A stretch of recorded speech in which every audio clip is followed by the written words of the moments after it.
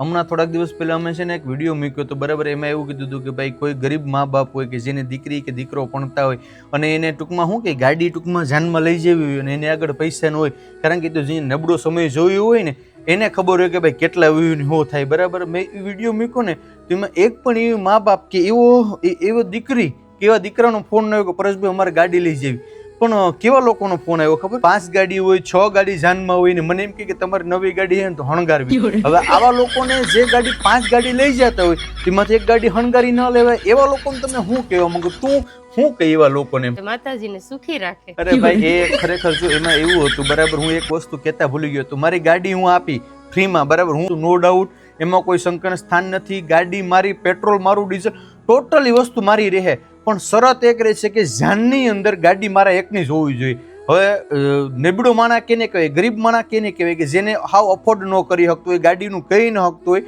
તો જાનમાં એક જ ગાડી હોવી જોઈએ. ભલે તમે આઈસર મેટાડોલ જે કંઈ હોય એ વસ્તુ અલગ છે, પણ જાનમાં એક જ ગાડી હોવી જોઈએ બરાબર, એ મેઇન વસ્તુ છે.